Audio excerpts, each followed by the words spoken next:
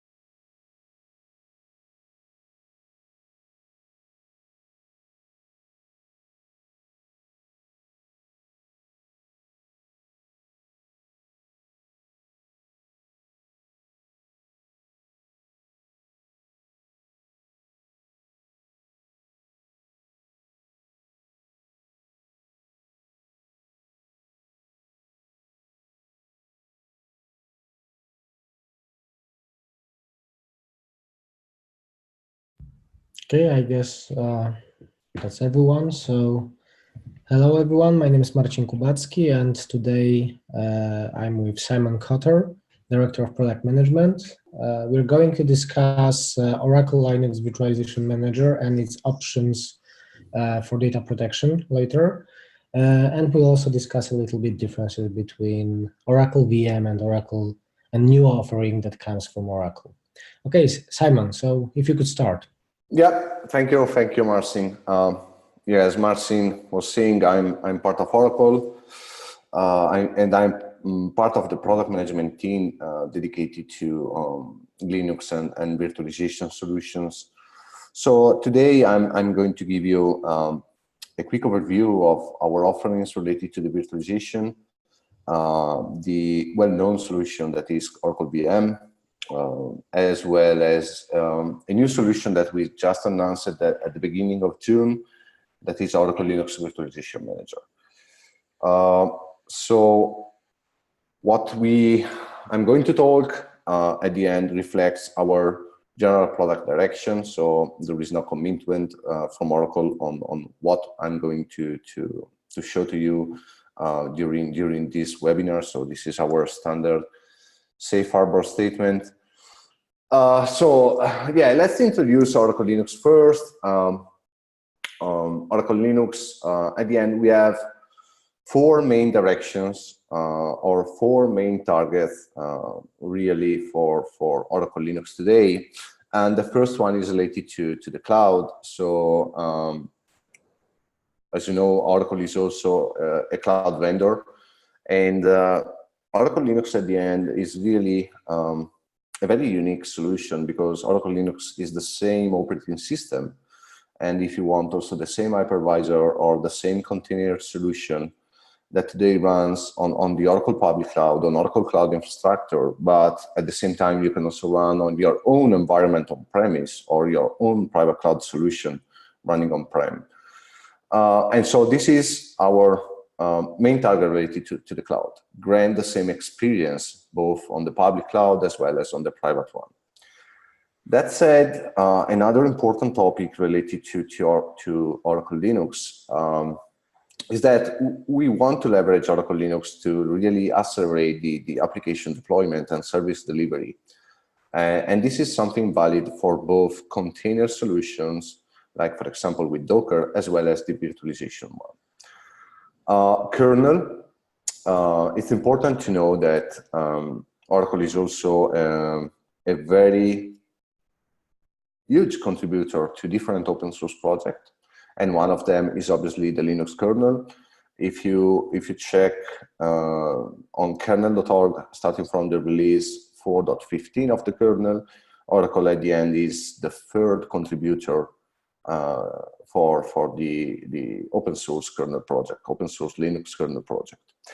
Obviously, it's important to know that on Oracle Linux, we also have our own kernel named Unbreakable Enterprise Kernel, UEK. And this is the kernel that we developed internally at Oracle, but we also released the source code of the same. So again, we are also a contributor related to the kernel. And then security. Security in the latest years is really becoming more and more important. And we think that with Oracle Linux, we also have one unique feature that is related to the option to install security updates for different things, for kernel, for the hypervisor, and even for user space component, without the requirement to reboot or restart the service, reboot the server or restart the service. So install security fixes, kernel, hypervisor, user space, without any kind of impact to the services running on top. Yeah, that said, those were the targets related to Oracle Linux. That said, a quick introduction related to the Oracle Linux ecosystem. So Oracle Linux is not new. We are shipping now for more than 12 years. So it's a project started in 2006. And it's the same Linux operating system that today powers the Oracle Cloud as well as all the Oracle engineered systems. It's important to know that we already have tens of thousands of enterprises that decided to use on their critical systems Oracle Linux. So we have tens of thousands of enterprises supported with Oracle Linux. We already saw more than 5 million Docker Hub downloads. And coming back on the concept of Oracle as a contributor on different open source projects, it's also important to know that today Oracle is part of two different foundations as a platinum board member. So we are today part of the Linux Foundation as a platinum member, as well as the Cloud Native Computing Foundation. So this is another testimonial that demonstrates the investment of Oracle in the open source ecosystem.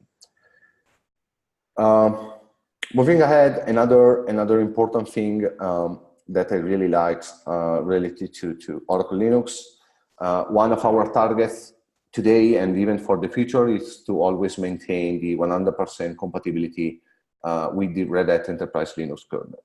So at the end, on Oracle Linux, you have two different choices. You can decide to use the Unbreakable Enterprise kernel, so the kernel developed by Oracle, or you can also decide to use the Red Hat compatible kernel. What is the Red Hat compatible kernel? It's a 100% binary compatible kernel. And it's really useful at the end for customers that require this kind of option there, because maybe they have a vendor, or they have a software, or even hardware that require a specific kernel release coming from Red Hat. They have also this option on Oracle Linux. And that said, a quick introduction related to KVM. KVM support has been introduced years ago on Oracle Linux. But after that, more customers started to ask us an enterprise KVM management solution. So a solution able to manage more servers at the same time, so more KVM hypervisors, as well as the storage, networking, so a really enterprise solution. And also a solution able to be cloud ready, so able to grant different cloud roles, different roles like administrators and users. And so based on this kind of requirement that we saw from our customers, we decided to move ahead, and we will see later at the end what Oracle Linux Virtualization Manager is.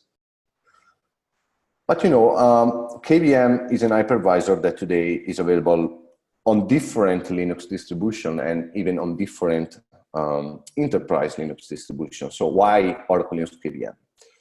We think that one of the most important topic is again related to the hybrid cloud. If you want to run the same hypervisor on the public cloud as well as on your private or on-prem environment, Oracle Linux is really your choice. There is no difference between the KVM hypervisor running on Oracle Cloud Infrastructure and the KVM hypervisor that you can run on-prem, right? And the other important thing is that into UEK 5, so the Unbreakable Enterprise Kernel Release 5, we addressed so many enhancements and so many bug fixes based on the experience and the feedback that we got from Oracle Cloud Infrastructure. So Oracle Cloud is also, if you want, an Oracle Linux customer, right? A very important Oracle Linux customer. And the cool point is that you can leverage all those enhancements and those bug fixes by leveraging Oracle Linux 7. We worked a lot on KVM. We also introduced vProtect drivers, so the option to run Microsoft Windows supported and certified, as well as, again, K-Splice. So today, by K-Splice, you can continue to, and you have the option to install security fixes for kernel, hypervisor, and user space, both on the physical server as well on the VMs running on top. So based on the entire discussion, we decided that KVM module in Oracle Linux 7 with Unbreakable Enterprise Kernel Release 5 is our go-forward hypervisor. And coming back on the management solution, we decided to leverage and work and contribute on another open source project, that is oVirt.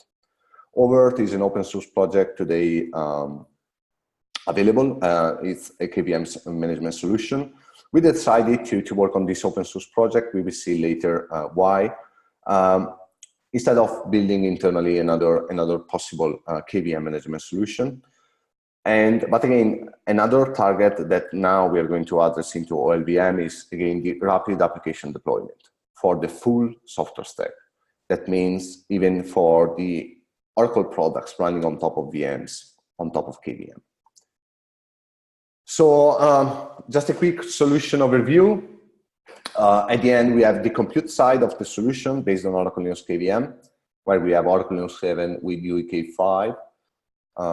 And then we have the management solution based on Oracle Linux Virtualization Manager. It's based on oVirt, so the open source project oVirt. We didn't fork the open source project. We just use it and work with it and contribute on it. So we are not going to fork. The huge difference is that Oracle Linux Virtualization Manager is integrated, tested, and supported by Oracle. As all the other options, as all the other Linux components available with Oracle Linux, Oracle Linux Virtualization Manager is available for free on yum.oracle.com and on ULN for our paying customer, our customers with proper support subscription.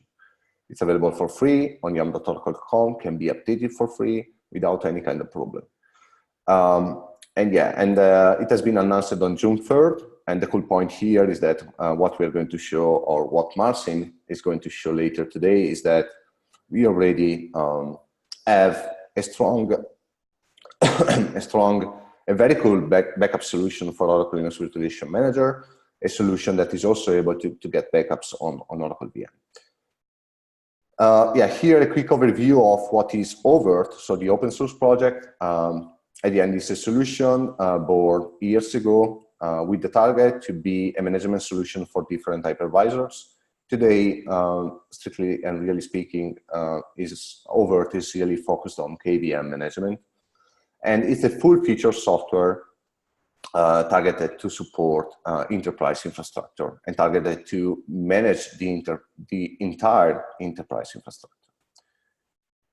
OLVM, so announced on June 3rd, as already said, it's based on oVirt 4.2.8, and the OLVM release is the same, so we are not going to use different release numbers.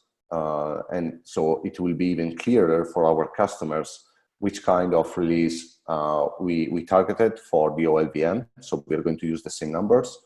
Our first target had been to support all the features that today are there on Oracle VM 3.4, as well as add the support for further features, like, for example, snapshot capability, role-based access for the web interface.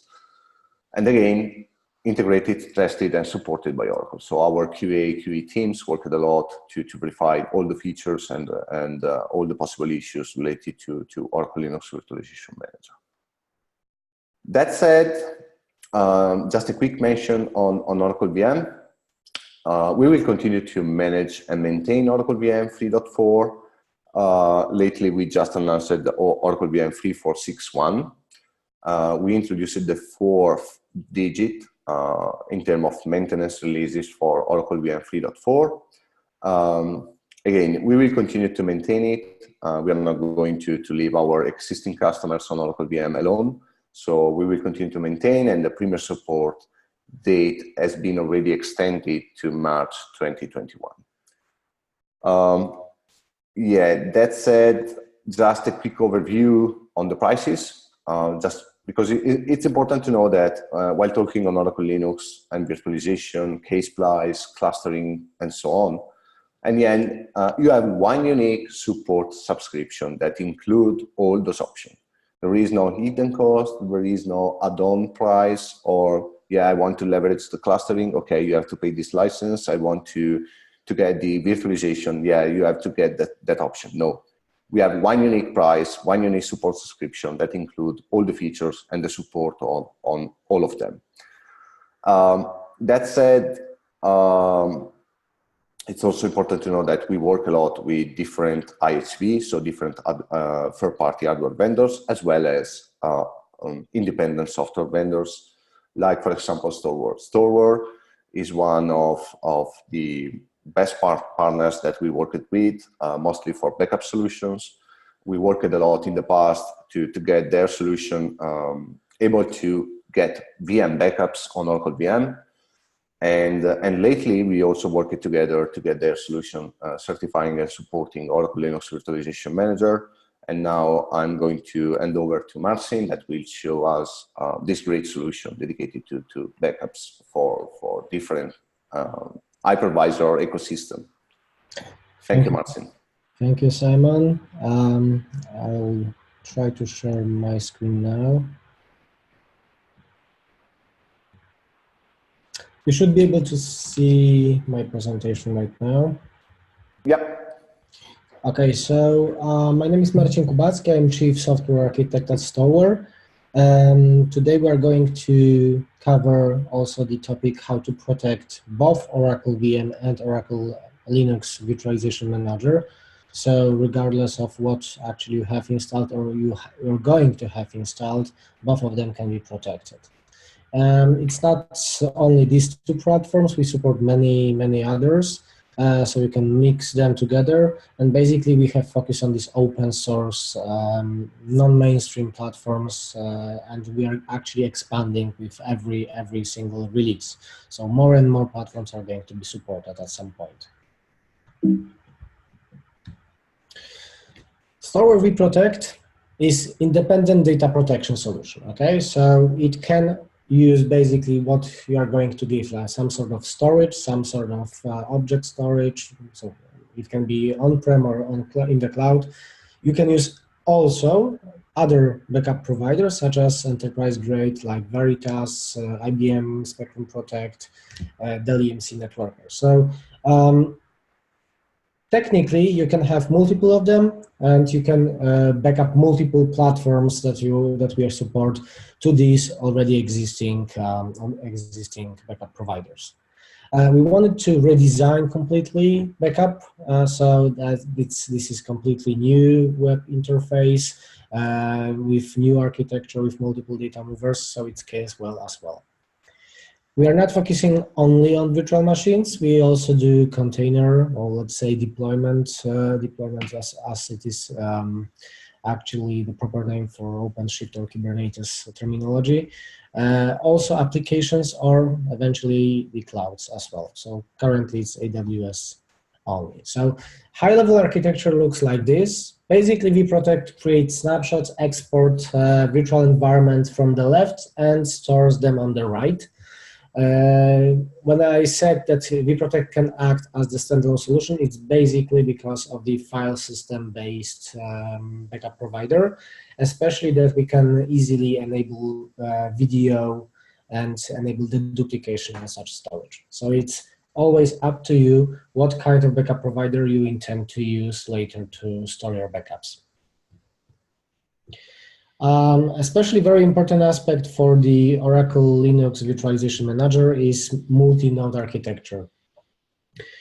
Depending on the strategy, you may have to, or you don't have to, depends, use multiple nodes.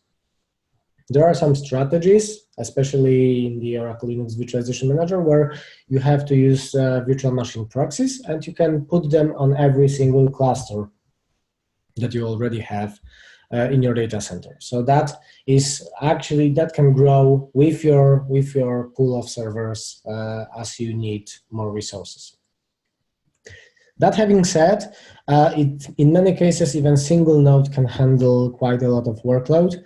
It's a matter of the hardware that you're using. So we have seen both single node handling terabytes of daily backup, even full backup with multiple threads simultaneously, and we have also seen environments where we had to use multiple nodes. So it's always about the infrastructure as well, but you can still push harder depending on how your infrastructure is performing. A little bit more deep dive. I don't want to investigate all of these aspects in here, but this diagram actually shows a few things. First of all, API is a central point for the basically managing the solution itself. So we are using the same API, and we are actually exposing the same API to manage everything. So you can have vProtect as a part of your third-party system. It's some self-service portal maybe, or orchestration engine. We recently even added Horizon support through such API. vProtect node handles basically all of the backups. It's a data mover. So here in this diagram, actually, you are able to see multiple sources. It can be virtual machine. It can be something in the cloud. It can be a container or deployment, to be more accurate, especially persistent volumes, for instance. Or especially if you are focusing on the application level protection, imagine that you have Oracle Linux Virtualization Manager and applications installed in there. Sometimes you may not want to have snapshot-based backup. You prefer to use native mechanisms like native database backup commands to grab particular backup and have them, all of them, as a part of a single backup management solution, which later stores your backups in a single or multiple backup providers. Well, currently you have to choose which backup provider is the target of particular backup. Still, you can have multiple of them. We focus on the VM level or container level, so it's not. We don't need an agent. It's not file level solution. So in most cases, we are focusing on the snapshotting and exporting data. We want, well, for most of the platforms, we support incremental backup, snapshot management capabilities. So if you would like to have snapshot created but not actually exported, that can save you time and unnecessary transfers over your network, but still you have some sort of additional recovery point. So vProtect will handle retention of such snapshots and automatically remove them according to your policy. Application backup, that's a generic mechanism. We have found that many of our customers use some sort of script or basically they invoke native backup commands by themselves. So we have actually quite easy generic way of plugging them into the backup workflow, and that gives you flexibility. So you can cover also some very custom applications with this mechanism. Already discussed in possible backup providers and RESTful API, so we can skip that. In general, how do you use vProtect? So once you installed everything, first step is typically to connect your backup provider and connect your hypervisor or hypervisor manager. In this case, we are talking about Oracle Linux Virtualization Manager or Oracle VM. Both of them are managers. So you just provide URL to the API endpoint, everything is described, and credentials, basically. When you are synchronizing inventory, we gather information about the virtual machines, storage, etc. So now you're able to invoke all of the backup processes directly from the vProtect console. So if you would like to have it maybe tightly integrated with some external solution that you already have, we have example with the CloudForms, for instance, then you obviously have to use APIs to invoke them, or maybe, which we also provide, command line interface. Then you set policies, schedules, and backups are performed either manually or on demand.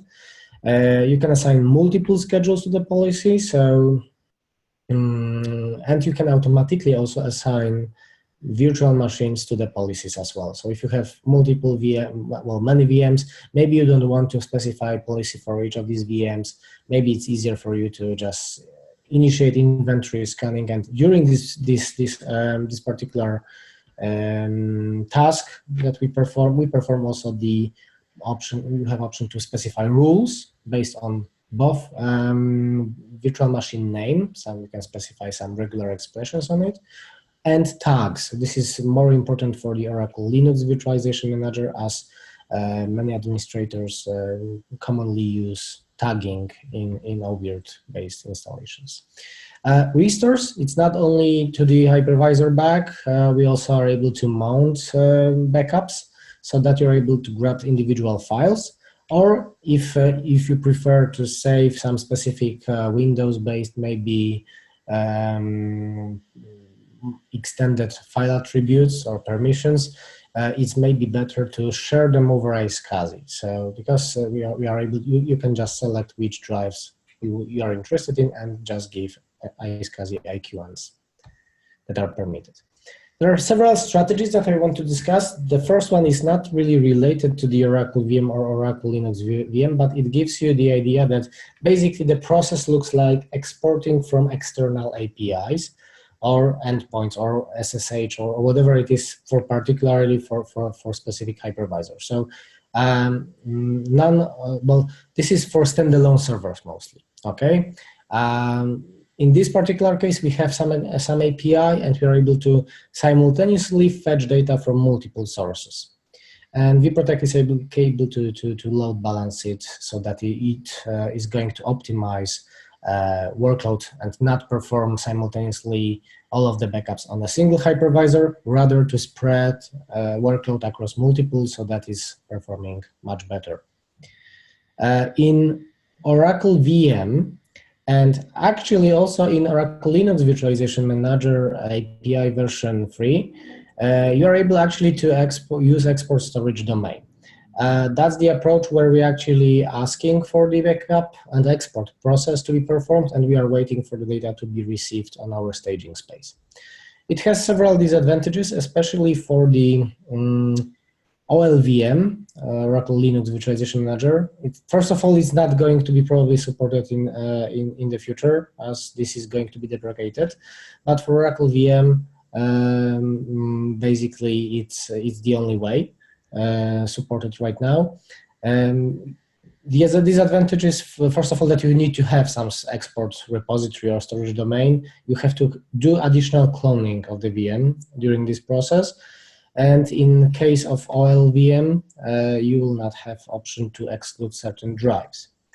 Well, obviously, over time, when oVirt actually went with version 4, they offered new APIs, and at the same time, the recommended way of doing backups was to use disk attachment method. This basically means what I previously said, that you may need more vProtect nodes. This means that you are installing vProtect node VMs, basically Linux with installed node, on each cluster. So in this case, we are snapshotting drives and connecting to this VM proxy, dumping data, and the process continues. Okay, so the backup is sent somewhere else. You have this, in this case, disk exclusion support and no additional cloning required, no export storage domain configuration. So it is more complex backup process. It doesn't support incremental yet, as oVirt doesn't have CBT yet. So once they have, probably Oracle Linux VM will also support this particular mechanism. We'll have ability to have incremental in this strategy. But actually, you can do incrementals in the OLVM already. It is because since version 4.2, which is basically the version which is based, which Oracle Linux Virtualization Manager is based on, you are able to export data directly through the Manager API. This allows, obviously, disk exclusion, obviously incremental, because we are able to grab individual snapshots, and you don't have to install Node on each of the cluster, because we are talking directly to the manager. That having said, obviously, Manager has its limits, so for larger scale, probably it would require more resources, better bandwidth, and so on. And that is why we have optimized it and provided yet additional options. So now we are obviously talking to oVirt Manager and request this snapshot, but not snapshot export in this case. This is wrong in this slide. We actually are grabbing metadata from there and directly fetching data from the hypervisor over SSH. This basically boosts a lot the backup process itself. So now the manager is not the bottleneck, and now we are able to talk with this. This still requires disk image transfer API, because the restore process is exactly the same as in disk image transfer API. It needs to pass via manager, so that manager is able to create drives appropriately and so on. But backups process is significantly faster. And incremental backup is also supported in here. We receive sometimes questions about the backup consistency. So base protection is always crash consistent backup. However, if you want to enhance that for the Oracle Linux Virtualization Manager, there is file system freeze option. So you can enable that on the VM level in vProtect. And if that is not enough for you, you can provide custom commands to quiesce, resume, something like this, some operations that take place over SSH directly before snapshot and after snapshot takes place. Snapshot management, that's essentially the policy where you would like to snapshot virtual machine but don't export data itself. We specify number of versions, number of days, for how long these snapshots have to be available on the hypervisor. And that's, well, obviously snapshots, they consume probably some, they can impose some in fact penalty on the performance. However, still you can, if you don't use too many snapshots, this could be a perfect hybrid protection for the VM. So you not always have to export everything.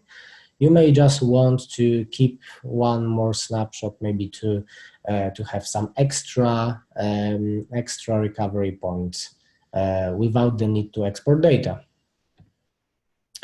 Application backup. So as far as the application backup, we have to explain two main definitions. So first of all, there is command execution configuration. Let me show it first. Basically, it is how do you backup your application, whatever it is.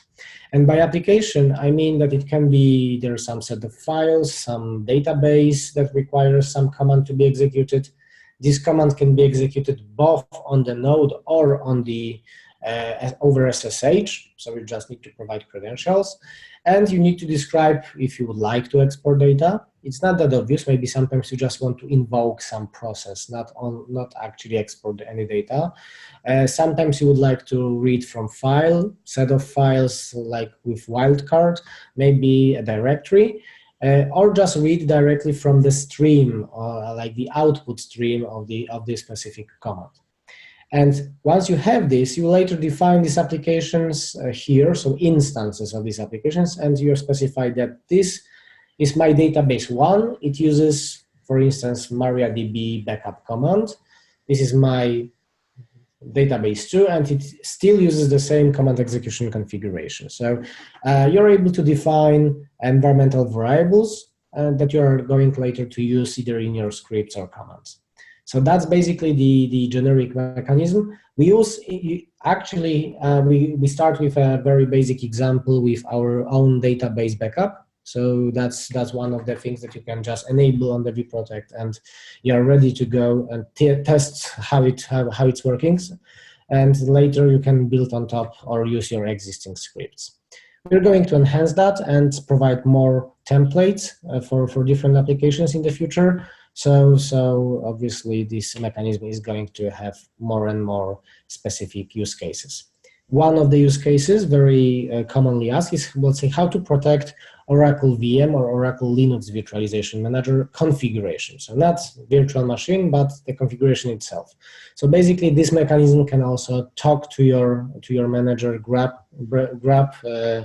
appropriate config files or execute backup tool on the Oracle Linux Virtualization Manager, and later store it, let's say, in the Dell EMC networker.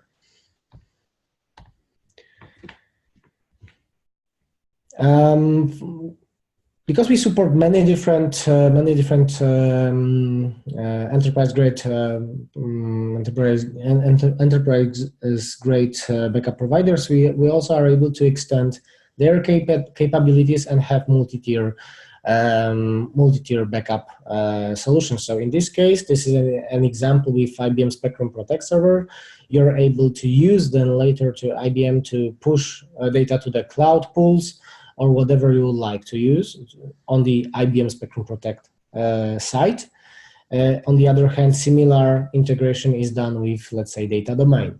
Data Domain DD-Boost file system plugin allows us to use on our side file system, but the duplicated one, having a very important capabilities as far as the optimizing your storage, but very important thing for the file system backup provider, so the one that can be used basically to make vProtect independent, is that we are able to use it both on our staging space and backup provider, and as a backup provider. So basically, it is optimizing this double copying, let's say, double write issue that you can face. So instead of having to wait until data is being pushed to the backup provider, basically, vProtect will detect that staging and backup provider directories are actually reside on the same file system, so they can be moved, for instance.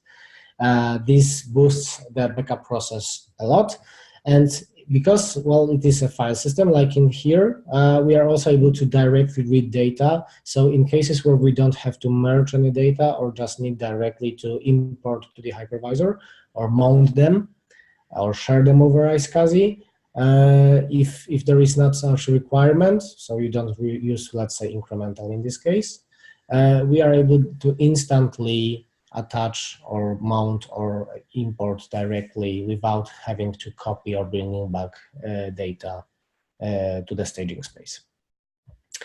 And when we are talking about this staging space, it can also be used for a secondary tier. You can enable option to keep last backup locally. And now this means that vProtect obviously sends, especially important is when the cloud-based storage is used. Probably you don't want to wait for big VM to be restored from the cloud. So you can, in most cases, probably you're going to fetch last copy of your backup from the staging space. This diagram also, I want to talk about the S3. S3 is not only Amazon S3, okay? So in many cases, you may want to use local on-prem storage that happens to have S3 API.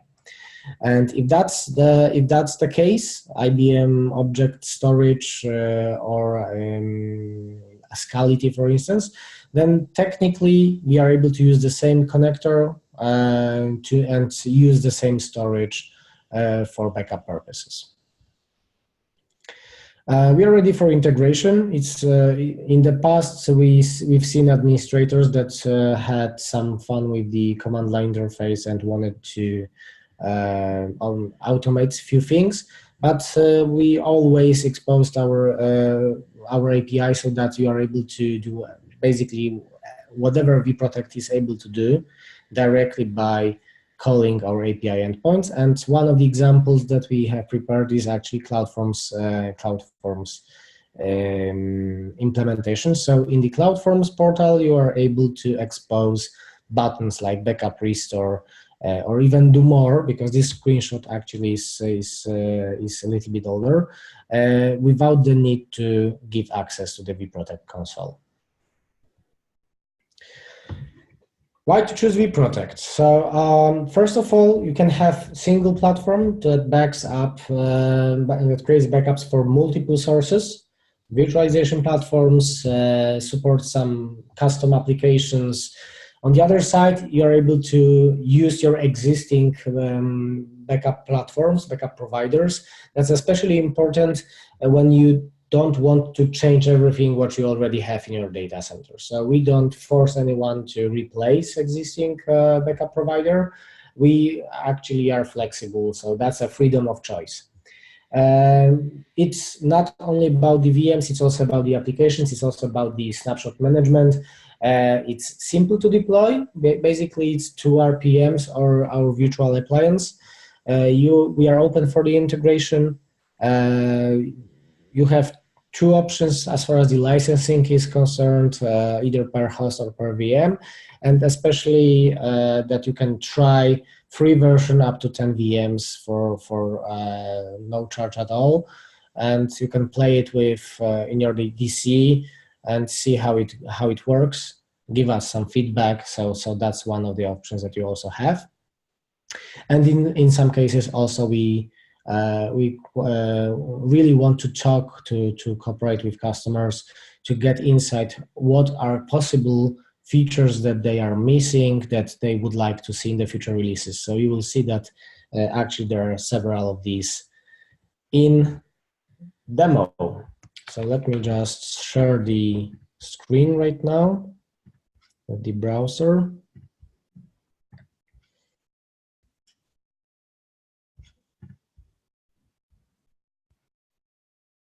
Okay, you should be able to see my login screen right now.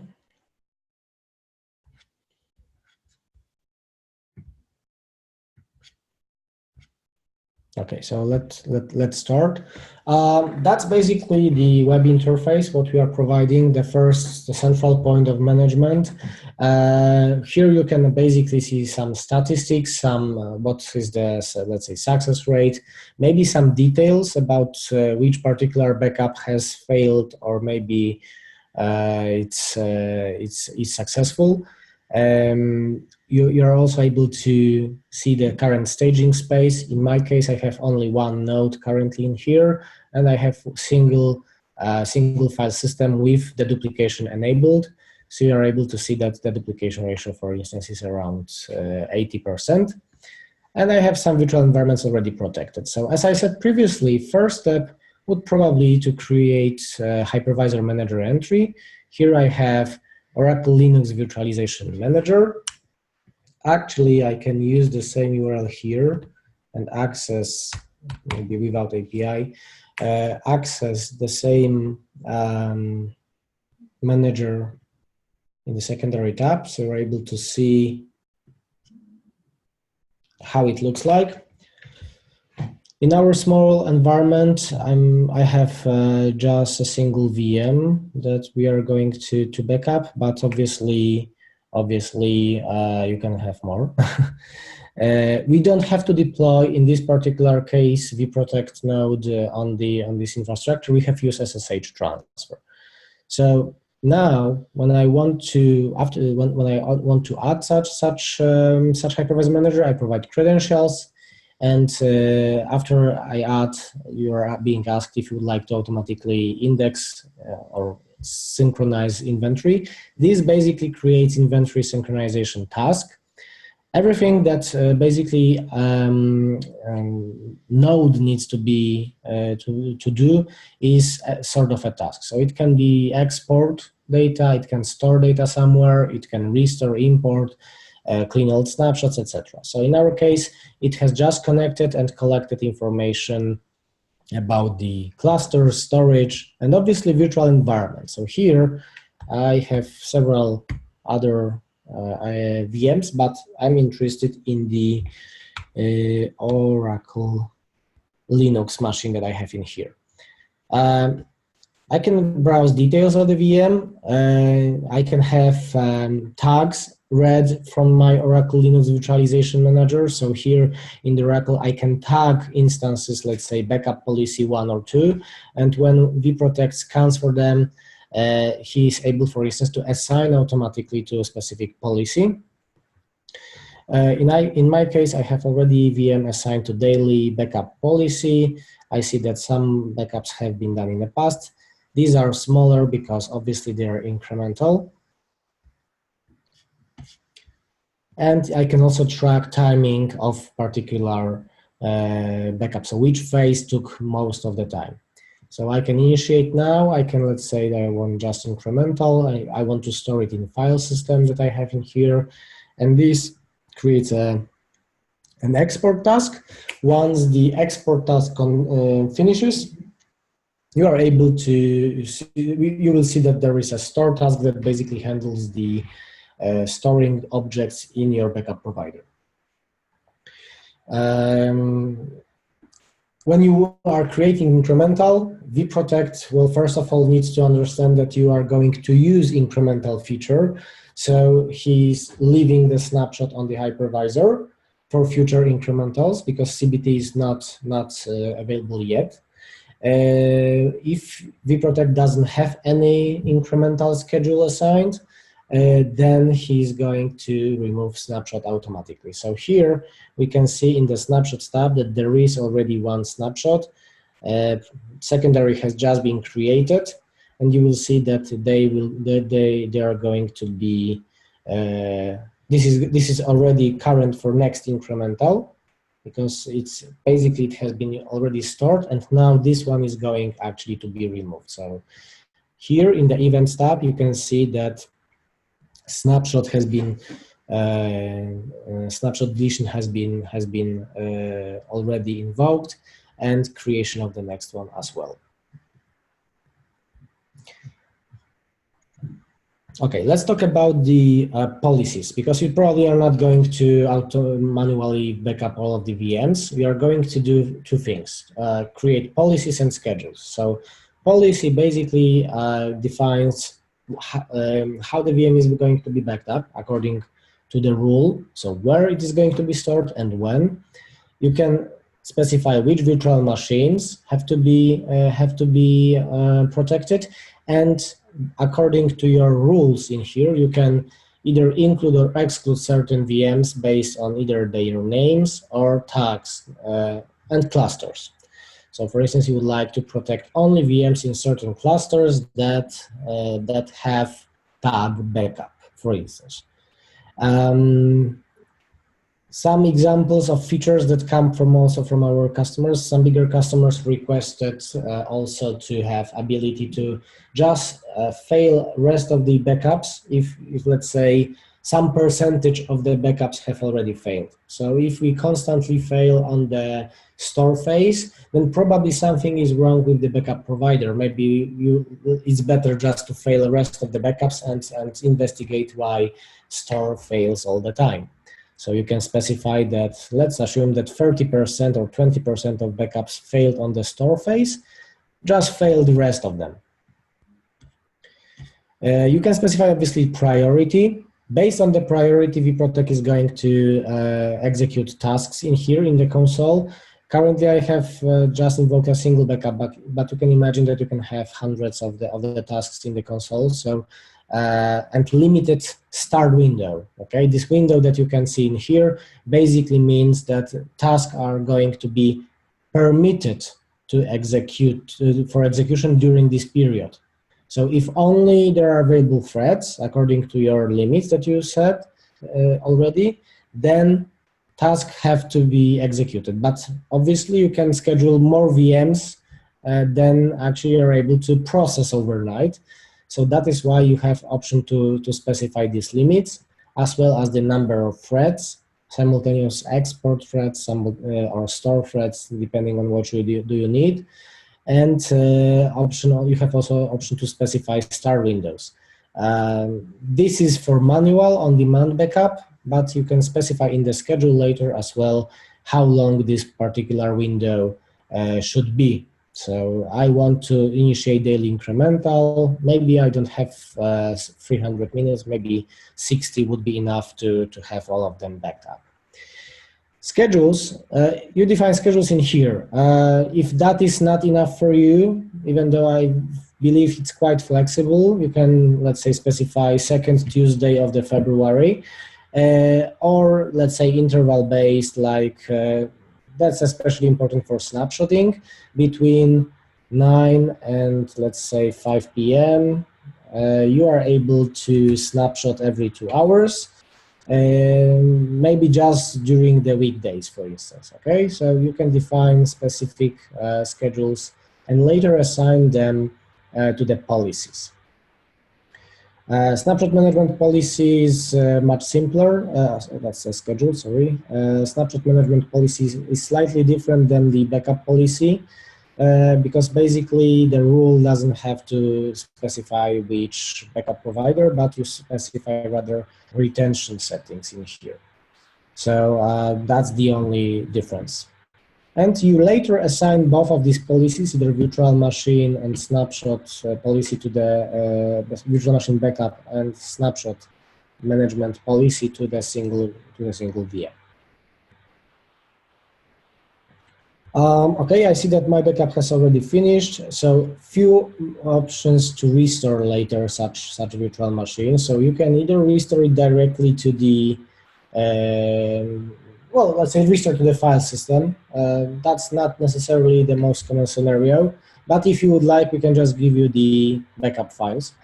You can also restore to the hypervisor manager. You need to specify which storage you would like to use for import, which cluster. Optionally is provide some name or format, disk allocation format. But if you would like to have more granular restore, you also are able to mount this backup and browse later either from web interface or directly on the node. So that is why I specify which node and in which location backup should be mounted. If you're using automatic backup, automatic mount for Linux-based guests, we are able actually to have single root file system mount.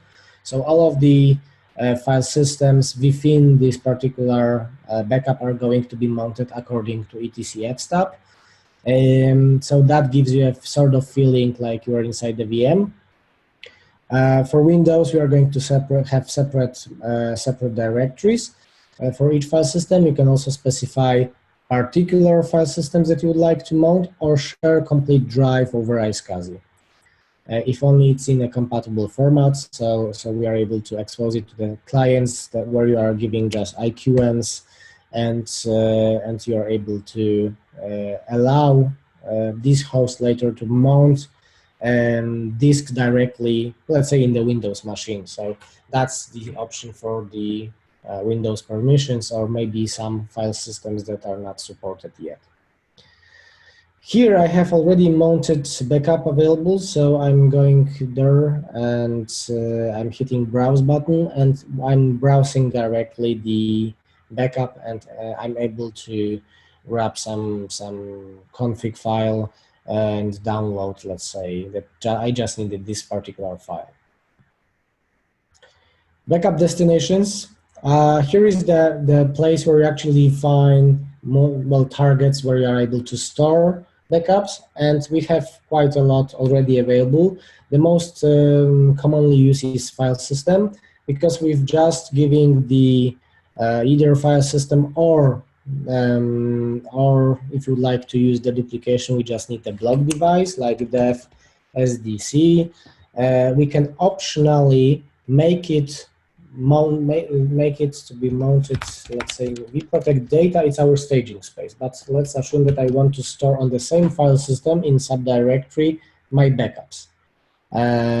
So now I'm able also to use the same deduplication also on the staging space just by giving vProtect data as the root directory where I would like to enable the duplication on top of that. If that is not overridden, then basically only my backup destination path would be deduplicated. You also have an option to use encryption. That's especially important for connectors such as, let's say, Amazon, or basically all cloud platforms that we support. And obviously enterprise-grade backup vendors like IBM Spectrum Protect, Veritas, Dell EMC. So you can have multiple backups, assign specific nodes to specific backup destinations, and that is how you basically map from where to where you would like to backup your virtual machines or applications. And as far as the applications are concerned, here is the example of our database. I have vProtect DB command. Basically, it's running a simple script with one parameter. Behind the scenes, it is a MySQL dump command. So that's also a good example for you how to start with, let's say, MariaDB or whatever you have. This is going to be executed directly on the node. Grab a file from this certain location and later store whatever you would like. So I have also vProtect DB application defined. It is going to use this particular command execution, and I can define environmental variables in here. I have some tests to variable being defined just when the application, when this particular script is executed. So I don't need this particular one in this example. And view for the application is exactly the same as for the virtual machines. So you have the same feeling. You're able to track which backup stage actually took the longest. In this case, it is very small DB, so you can see that mostly it was actually waiting in the queue. When you would like to restore, you have two options. Well, basically, because you're responsible for what set of files we're protecting, so we are going to give you this package back, okay? But you have also two places where you can actually receive this data. You can either receive to the node, back to the node, like let's say a set of files or a single file in a specific directory, or you can restore to application. Okay, this application needs to have ability to have SSH enabled. So if you have applications that back up something over SSH, you provide credentials for each of these applications, and such applications can be used here. So your data is going to be transferred directly to this particular, basically, host. And from now on, the restore process is what you are going to do on your own. Few words about the settings, actually. So email notifications, so daily reporting, how many backups have failed, or maybe everything is just fine. You have option to authenticate using LDAP, and one of the things that we also encourage people to use is Storware Insight. It basically allows us to have some insight into how the protection status is working in your infrastructure, and if we notice that something is wrong, we can have that information earlier, especially some information about what kind of version are you using, and what is the size of this environment. And if you would like to provide us additional information, you have additional button log upload. So this is going to automatically upload logs to Storware server. So you don't have really to do the same process like create tickets and later provide version information and later send us logs, because it can be done automatically for you.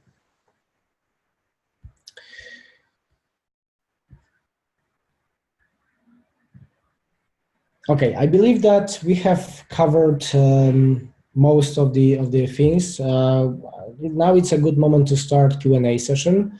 So please write in the chat or just unmute yourself and ask us questions that you would like to know something.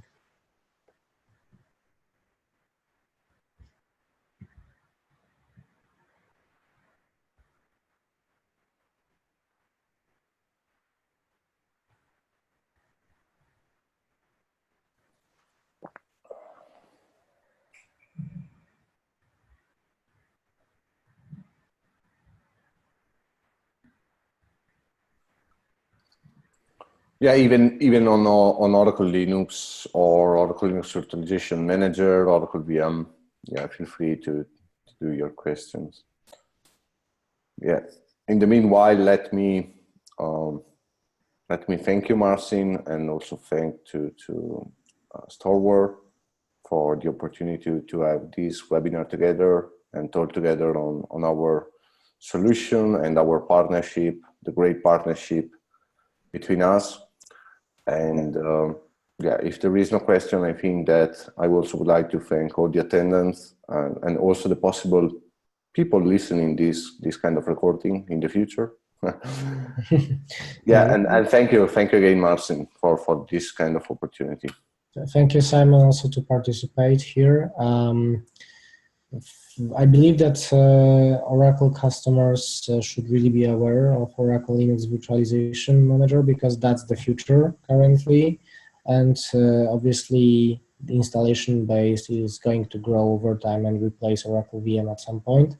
Regardless of what we already have installed, I believe that both we can support both Oracle VM and Oracle Linux Virtualization Manager. So that's another freedom of choice, and later we can actually support the transition, because they don't have to change their existing backup providers if they are changing between Oracle VM and Oracle Linux Virtualization Manager.